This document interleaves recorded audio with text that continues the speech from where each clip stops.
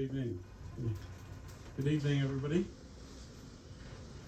I took this photograph today. Did anybody see the giant turtles? Did you see them? The beach. It's pretty good. I was proud of it.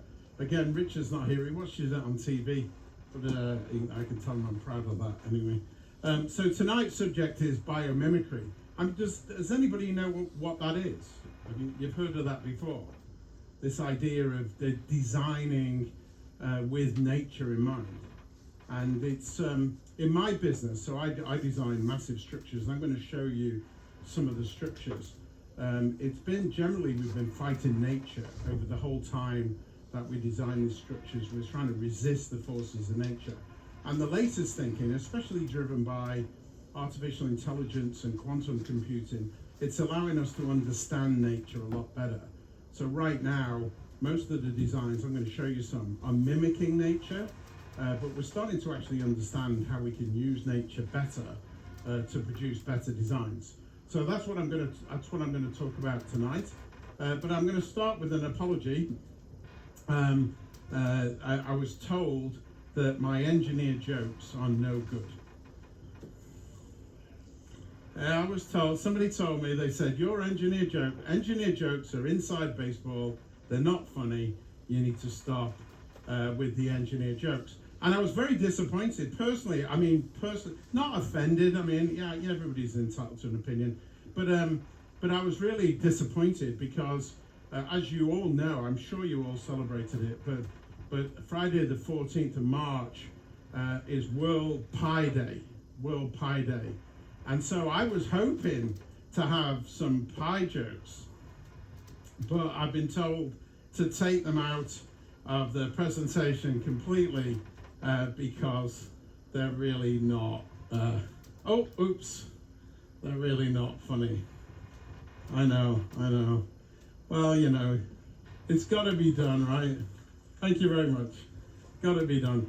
The other thing is that Richard, when he was giving his talk, he was explaining that there's a real problem in looking at the wildlife from the ship because you can't get to the front of the ship presently on 7 because there's some issue with the doors. He has to choose either the starboard or the port side, and the wildlife always comes on the opposite side to where he is. And as I told you the other day, I'm an engineer, and an engineer is a solution looking for a problem. So I started to think, wow, could I help him with that? And as we sailed in today, I found the solution.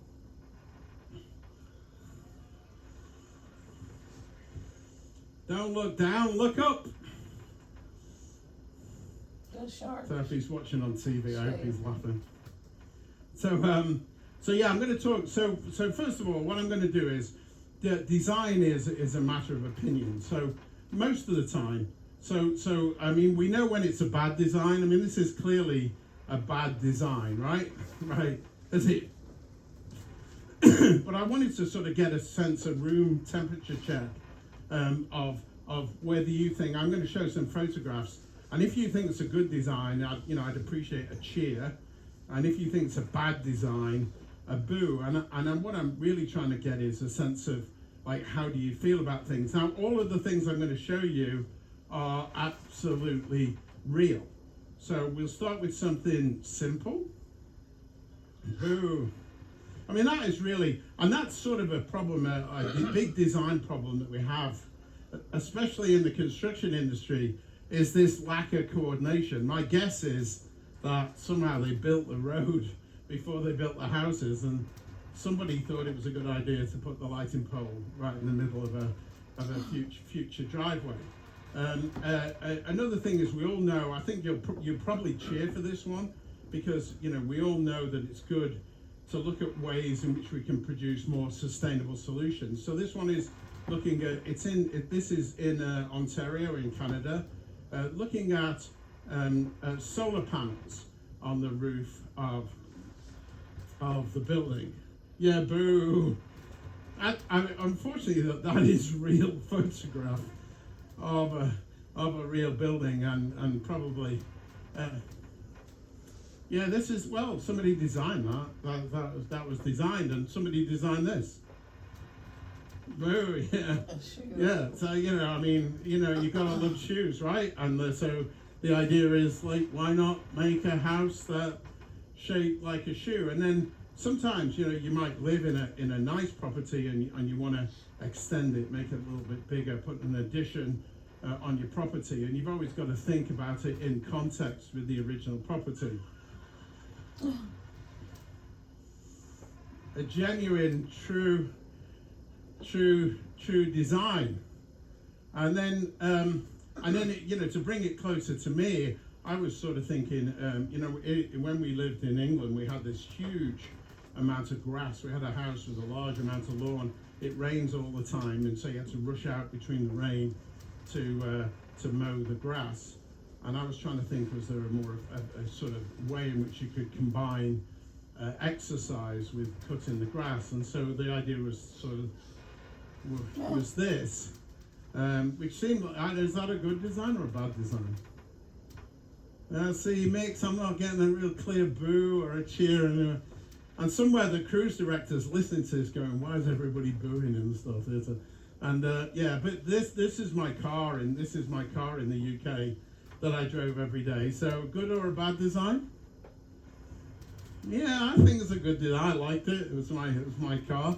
So design is a matter of opinion, and so we generally think that design inspired by nature will produce better designs, right? That's the idea, that if we feel better when we are out in nature, we feel much better connected to nature.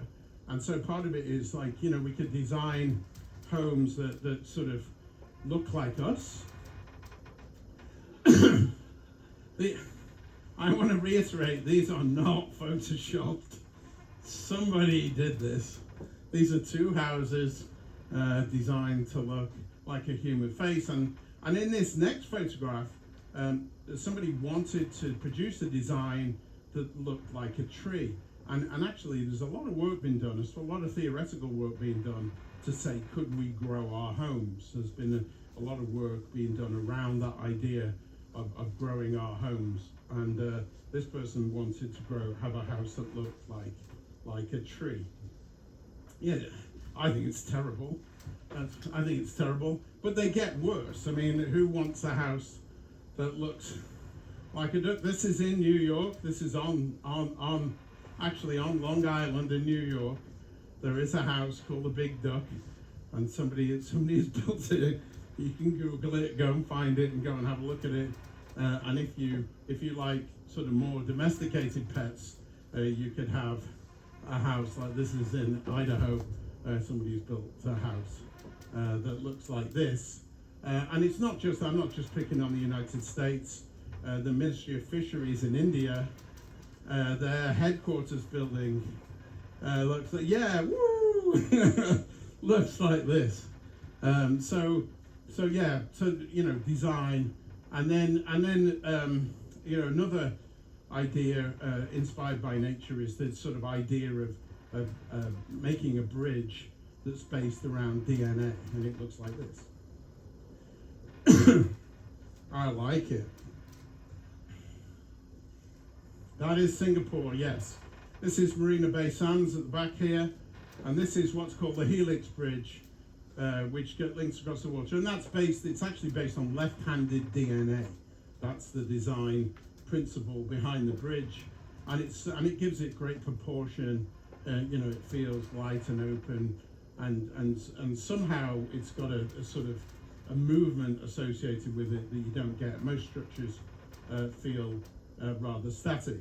So I'm going to give you one biomimicry example, really just to sort of show where design thinking is these days in terms of biomimicry.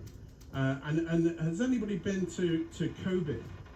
Anybody traveled to Kobe in Japan? Nobody? Okay. So this is Hijedi Castle near Kobe. So it's a pretty beautiful castle. It's one of the 5 original castles that stand in Japan. It's been around for hundreds of years. And the design is based, you've got to remember, Japan, there's an earthquake every day in Japan. Every single day. And they have some pretty big earthquakes. I mean, 7 is a massive earthquake. 7 is 1,000 times a 4 Richter scale earthquake. In California, we get a 4 about every 6 months, and a 7 is 1,000 times that. In Japan, they get that every month. It's somewhere in around Japan, sometimes in the sea, they'll have a 7. So massive, the most active earthquake zone in the world, and yet there's this castle designed on the principles of a tree. So this is how a tree withstands an earthquake. So I'll explain earthquakes to you very briefly. Earthquakes come out of a slippage between two tectonic plates, and forces pass through the ground, a bit like thunder and lightning, or rather lightning and thunder. So the first thing that happens is a P wave. That's like lightning. That passes through the ground at about the speed of sound. The speed of sound is about 1/1,000,000th of the speed of light, and it passes through the ground at that speed. So when there's an earthquake, the first thing you hear is this force that goes through the ground like a big bang. And then sometime after, and if you count the seconds between the P wave and the thing that comes next, called the S wave, for good reasons, it's like an S on the side, the ground starts going up and down and shakes itself apart. If you count the seconds, that's how far you are from the epicenter. So that's why it's like thunder and lightning. And trees generally stand up pretty well to earthquakes, generally. And that's because we've modeled them now. We can figure out the mass of the trunk and the mass of the branches and the masses of secondary branches. And we can actually model how they work. And within the chemistry of the tree, it's got this sort of, these two layers, this upper and lower layer, connected with this cellulose microfill. So they're flexible. If you break a branch off a live tree, you see how flexible it is. And so there's a lot of work been done studying how trees withstand earthquakes. And in terms of Hijedi Castle, what we've learned is that these joints, which you see very commonly in Japan, where all these myriad of connections come together, are basically a way in which intuitively the carpenters have replicated the way trees behave. So there's no joints, there's no nails or screws or anything in these joints. These are all wood-to-wood joints. And this is just an example of how Japanese carpentry is done. So just let that run for a second, making these 4 joints together, and you can see how it works. I mean, it's brilliant. And what they're doing is mimicking the way a tree behaves, the way as close as they possibly can. And if I took a section through the building, so this is the castle, and this is how it works. There's one central trunk right through the middle of the castle, and all these major branches come off, and then all the floor beams come off the branches. So they've completely modeled a tree, and as a result produced this, which has withstood earthquakes for centuries because it mimics a tree. It's a great example of biomimicry. So that's basically what I'm talking about, and I'm going to show you some examples of the way where things are going. So this is the idea. We need to look to nature for design solutions. Now, I just want to briefly pause for a moment, because in the introduction, I started by talking about pi, which, as we all know, is the ratio of the diameter of a circle to its circumference. But it's also very tasty food. And food is a theme. You're going to learn later on about something really exciting that's going to happen tonight as we talk about food. But I'm going to just for a moment carry on that pie food theme and just explain some of the things that are going on in terms of food around the world, and at the end you'll see why. So this is the world's population, right? So I mean, it goes back to the year 1700, goes up to the year 2100. So clearly it's a prediction of population growth in the next 75 years. So currently we stand at, this was done in 2023, about 8 billion people in the world. The purple line that's superimposed is showing that we've got declining birth rates. So that's a fact happening in most of the first world developed countries. Exactly the opposite is happening in Africa, where birth rates are going through the roof. But in the West, birth rates are going down. Places like Japan, they're going down. The net result of all this is we expect that we're going to have about 10.5 billion people living on the planet in the year 2100. So it's a prediction, but it's based on good data. Right, second thing. 38% of the surface of planet Earth is used to grow food for the humans that exist on planet Earth. It's an enormous area of the planet.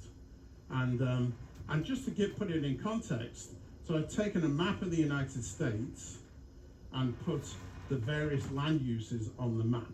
Now, this isn't where those things are, it's just trying to put them in proportion to each other so you get a good sense of it. So, you know, the vast majority of land in the United States is used for cow, pasture land, sheep and goats, and horses. The vast majority, the largest area. Secondly, there's woodland, which is over on the west on this map. Then there's feed that goes for the livestock over here. All of the people, all of the urban housing and the urban commercial and the rural housing is in that top right-hand corner. But it sort of gives you a sense of how we use land in just one geographic location, the United States of America. It happens to be true broadly across planet Earth. The other fact that I think you'll be surprised about is that 40% of all that food that's produced goes to waste. 40%. And you know, I'm sure you think about things like even on our ship, how much of that food ends up going to waste. And but a lot of this food goes to waste. I have a business in California that takes waste, basically farm waste, and converts it into a replacement for sand that can be used in cement or in concrete or other things. And that waste is just basically what they're pulling out of the forests in California to try and reduce the wildfires. Just otherwise, it would just go into landfill and cause CO2, or they would burn it and cause even more CO2. So massive amounts of that food is just wasted. Some of it spoils because of the weather. You know, there's a whole variety of reasons. I'm not trying to get into the reasons. It's not all just misbehavior and you know, inadequate use or inadequate storage. Some of it you know, doesn't survive, you know, flooding or fires or whatever it might be, but 40% goes to waste. And if all the wasted food were a country, it would be the third largest producer of CO2 in the world. So it's significant. And what this chart on the right is, this is looking at global warming.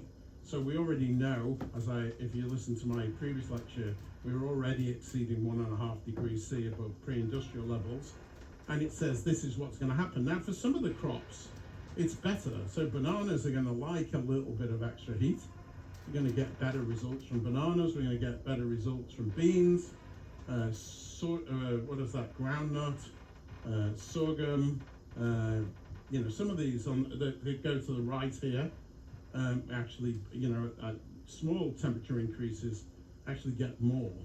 But as it gets hotter, you can see the reduction. I mean, on average, something like 35% less cropland use, less efficiency of land as a result of global warming. So we're going to see, you know, less food available, and that's part of the problem that we're trying to deal with. And if you try to put these things together, if you look at the population growth relative to the land area and the available food, basically, if you know, I was born in 1958. My parents at that time, every human on the planet had 5.15 hectares that supported their life, and by 2050 that will be down to 1.4. So we've got to find a way to live much more in harmony with the planet than we have in the past, because there just isn't enough stuff available to us as the population increase. And that's really the reason why, you know, we have to look to natural systems to try and find a way to do more with less. So biomimicry is this. It's design in harmony in nature, and you know, I feel like nature's watching us and saying, you know, okay, show us what can you do. I think it's a pretty exciting time to be involved in the science of creating spaces that give people the best chance to live their best life, because we are going to understand these things a lot more, and we have to do something to. I used it because she's dressing up as a zebra, I think, and you know, it's important for us that we do. It's important for her that we do something better than we've done in the past. So, the history of biomimicry is this: the founding father of biomimicry is considered to be Leonardo da Vinci. As we know, if you've been to a Da Vinci museum anywhere in Italy, but there's a really good one in Rome. Extensive drawings, studying the anatomy of birds, trying to figure out how to do flight or helicopters. He definitely sort of understood that we could do a lot better with nature. The one that inspires me, my favorite building, biomimicry building, is this. This is Sagrada Familia by Antoni Gaudi in Barcelona. And if you've ever been on a Gaudi tour of Sagrada Familia, you know, you will have had the story about how Gaudi wanted to design something that was a sort of reference to God based on nature's principles. So a couple of shots, the idea of the forested trees inside. If you look at any of the joints, you can see that the idea is they mimic tree branches, and the way they flare out at the top. You know, the whole building is a sort of homage to biomimicry, and also true of other buildings that he did. You know, Park Güell is another good example, where both through use of colour and geometry, he's created these absolutely marvellous things. So, also, excuse me, but at this time, Gaudi, he knew that copying nature made it feel great, but he didn't really understand how nature worked. Subsequent to that, anybody who's going to London will see the what is called the Gherkin by Sonoma Foster. That is based on this, and the idea here is that this sea sponge has a very efficient use of strength to weight ratio.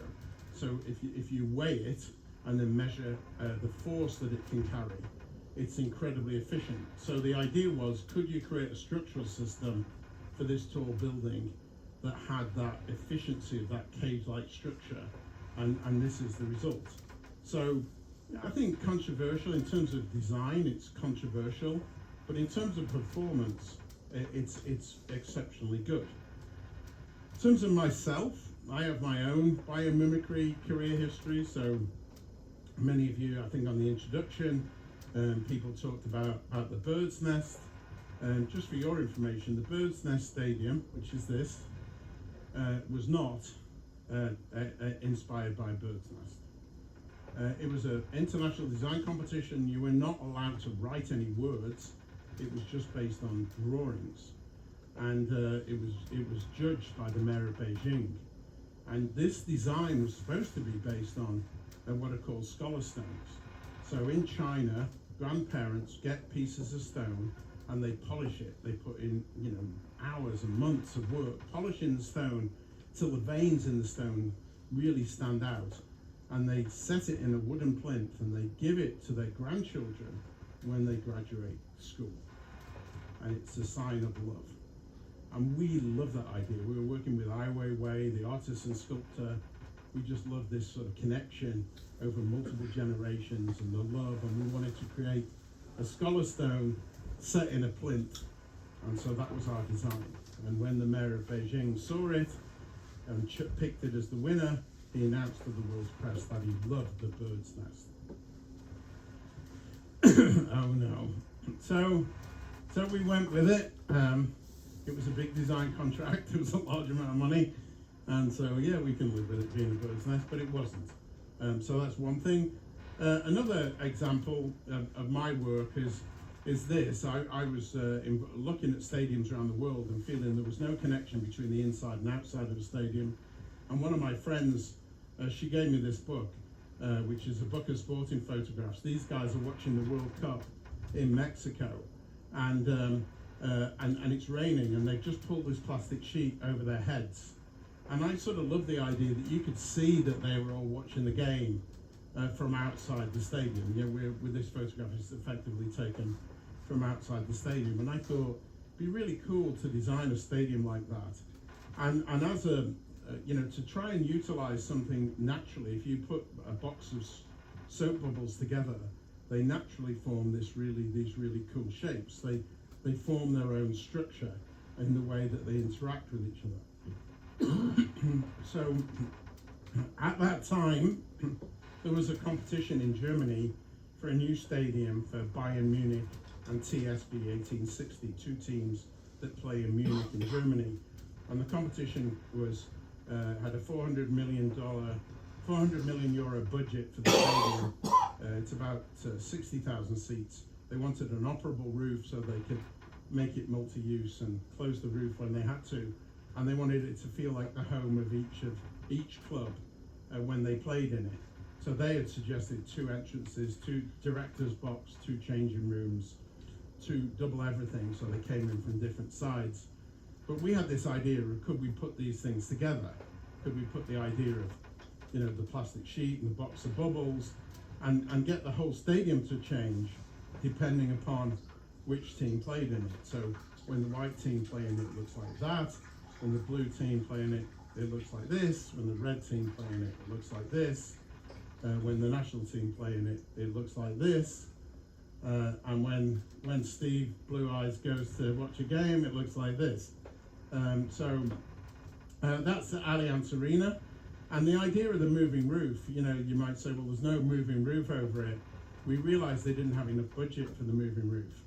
And so the question was, could we, instead of designing a stadium that had to carry a moving roof that would later get taken out of the project because it was unaffordable, could we design a roof that was lighter than air? And so, the answer is yes, it's possible. So we designed this. So this is 5 Zeppelins tethered together. They sit over the parking structure. You can broadcast things onto them, like advertising or movies or anything, onto the balloons.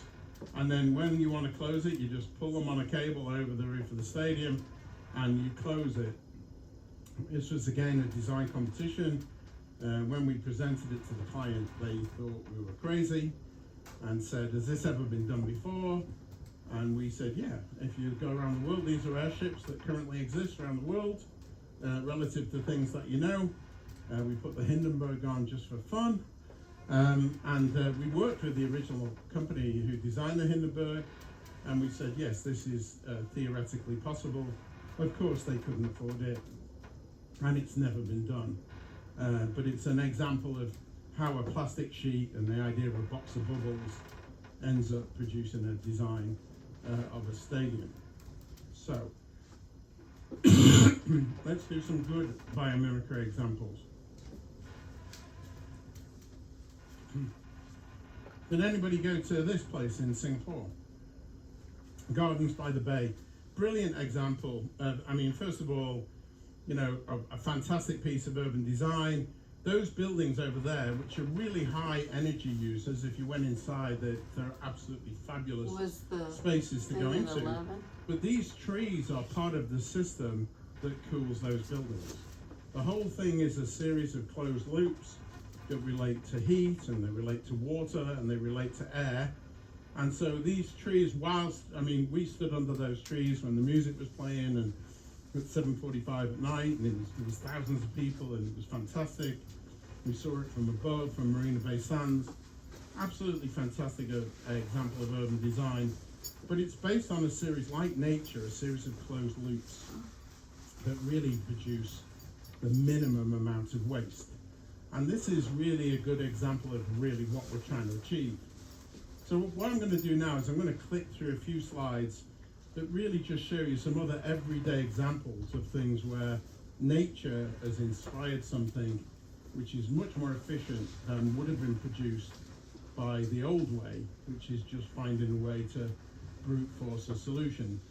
First one is this. Anybody who's got these ceiling fans in their home based on sycamore seeds and the way they float to the ground, they're much more effective ways of circulating air around a room than a traditional ceiling fan.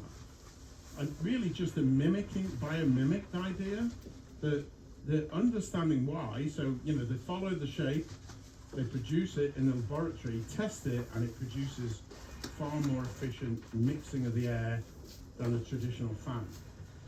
Quite why? We don't understand. And why, how could we do something better than a sycamore seed? Maybe not, maybe we can, but we're now trying to start to research how that works, and maybe could we produce something that's more efficient than nature. As somebody said to me in the audience earlier, this is one that's known, these tubercles on the whales, and they're used to create more efficient turbine blades for wind turbines. And it's been proven that they're significantly more efficient with this shape than they are without it.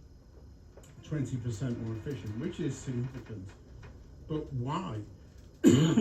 Not really sure. So we can model it, prove that it works, but could we do better? Not sure yet. But we're at that stage where maybe we can. Everybody's got, I'm sure, in their suitcase somewhere, some Velcro, which were based on Burrows. And this is the development of that, which is called Metaclet. And this is a structural Velcro for trying to connect walls. So the idea is that walls, say in your home, that every now and again you might want to reconfigure your home. Is there a way you could Velcro your walls to the floor and move them when you wanted to move them?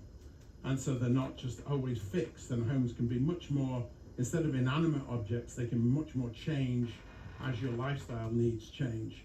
And so this is a material that's a development of Velcro, which is just currently available on the marketplace. These beetles, they create water in desert climates out of the air for themselves on their back, like that. And we've been starting to model these. So these are clouds, these are fog capture clouds that sit and they actually create water out of the air in desert climates, significant amounts of water. And additionally to that, these structures on the left have these things in which model pine needles.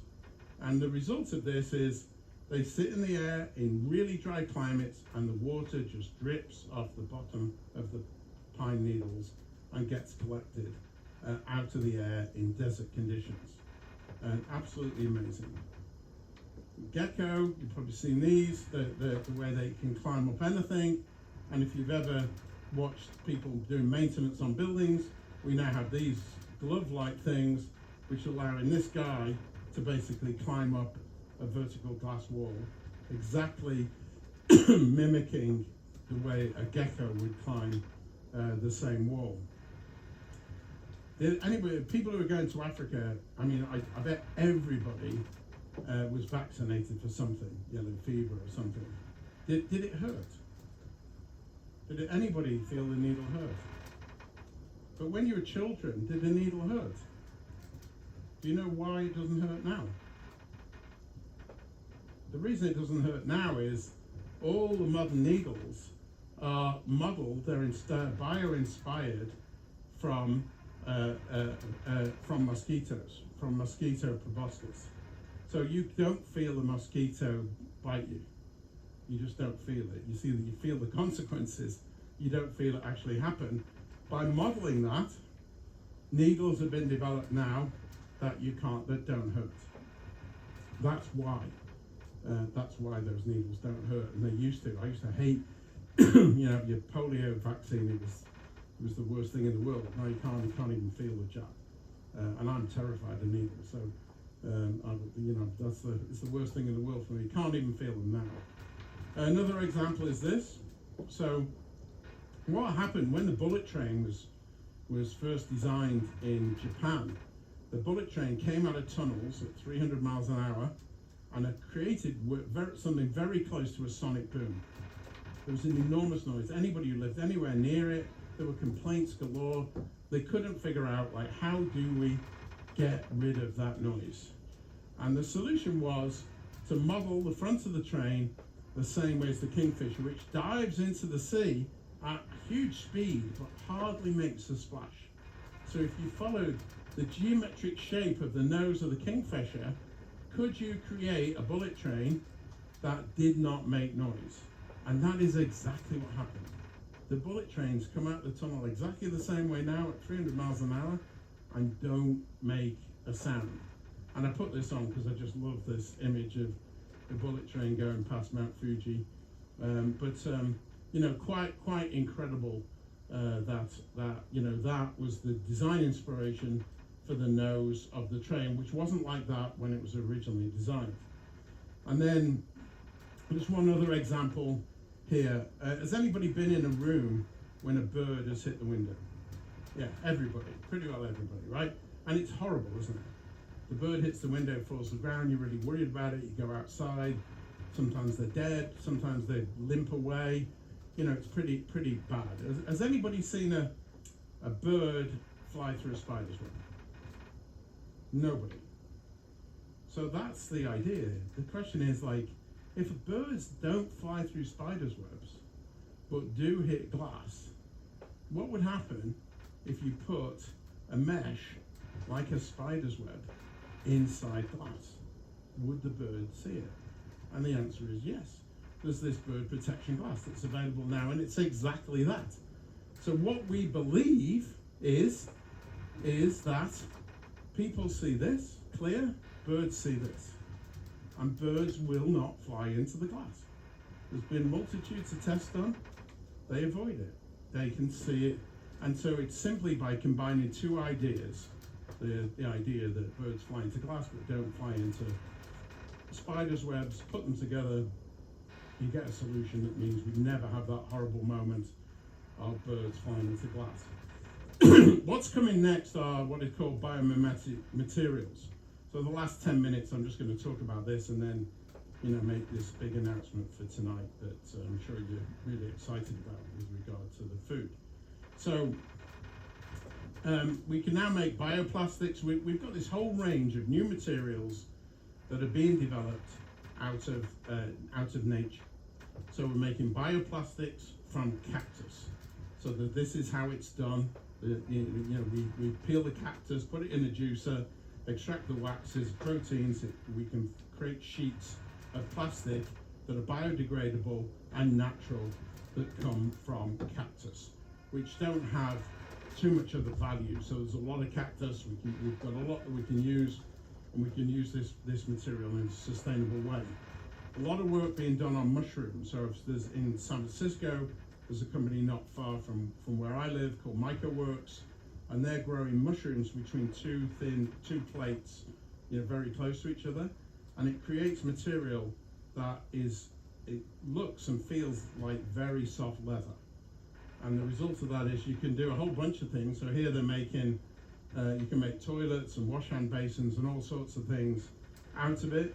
But you can also make shoes. You can go on the internet, actually. You can go and buy mushroom shoes. You can buy mushroom clothes. You can buy mushroom handbags. Louis Vuitton does mushroom handbags. It's like a very, very soft leather. Mushrooms are amazing. Totally sustainable. They grow really quickly.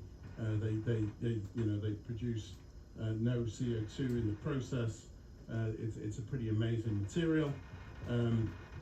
This lady's modeling clothing made from banana agri waste, and that is, that 40% waste in the food industry is what we're trying to find now as an input source to try and close that loop.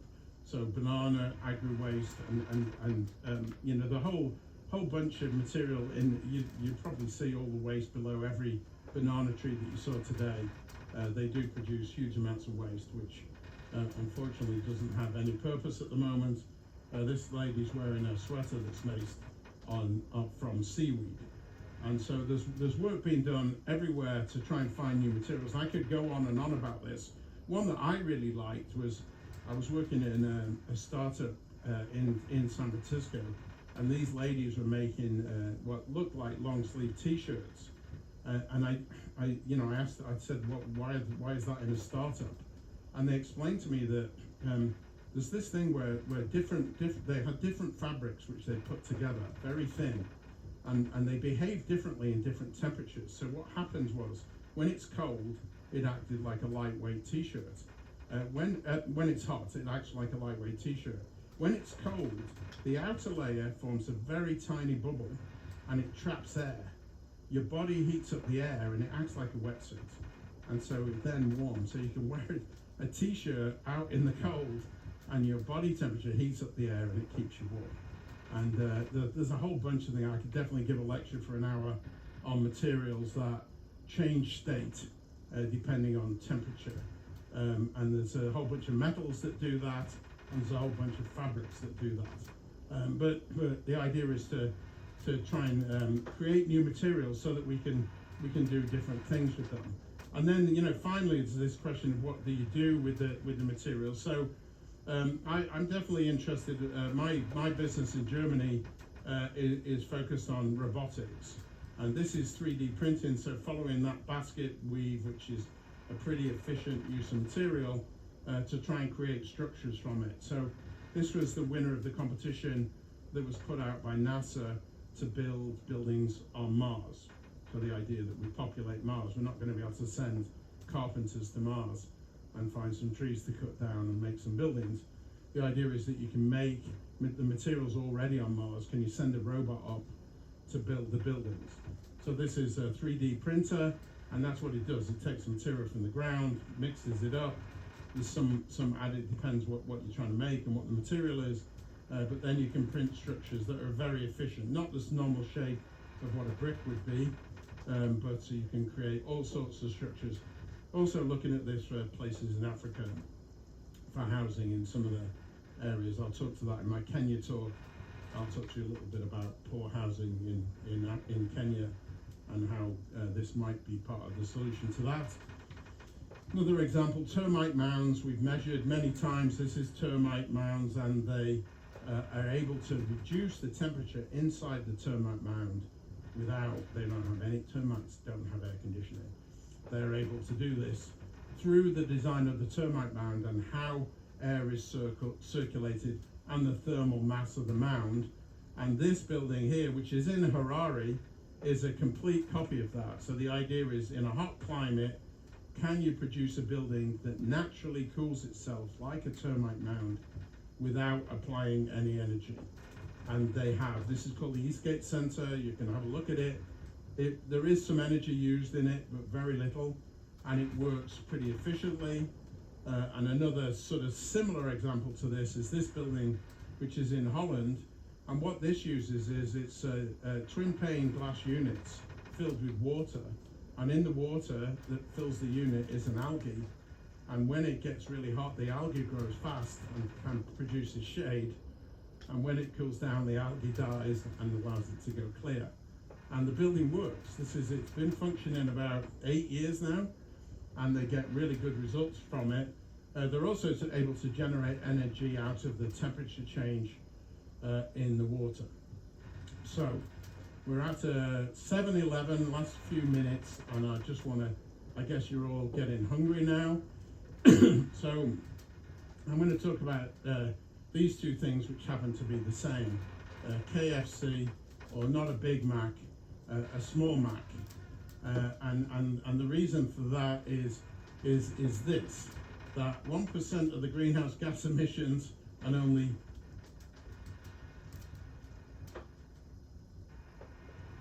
if you eat crickets. So KFC is Kentucky Fried Cricket. And a small Mac, yeah, I know. I said I wouldn't do any engineer jokes. But yeah, so these are crickets, different types of crickets. And there was an experiment done in New York. So this is built on one of the docks in New York, and this is a cricket shelter. So within it, the crickets are breeding and multiplying. They do that really fast. They take very little land, almost no water, and they produce the same amount of protein as steaks. So that big land use of the United States could be used for other reasons rather than cows. And when they say they're coming for your burgers, it's really the land and water and CO2 that's the problem, not the cows. But the question is they did this in New York. And here's the crickets inside. They're all in these cages. They're all breeding. And then the chefs in New York making hors d'oeuvres in the best restaurants. These get fed things like orange peel or apple peel or whatever, and they take on the flavor of what they're fed. So they're given waste, and they eat the waste, and then they produce flavored crickets. This is what it looks like inside. And so there were thousands of them, and they made them and they served it in all the restaurants and the best restaurants in New York City as an experiment to see what people felt. So people were told that's what they were getting, cricket cake or whatever, cricket steak, whatever it was, and then they tasted it and they gave some feedback on what they thought about it. And Viking is incredible. I love Viking. No, I mean seriously. I mean with the chef, you probably saw the chef do the beef Wellington demonstrations today. Absolutely fantastic, and they listen. And so I asked the chef. I said, look, just tonight, for one night only, as a special treat in every restaurant on the ship, could we replace all of the protein with crickets? And they said no. And so that concludes my presentation on biomimicry.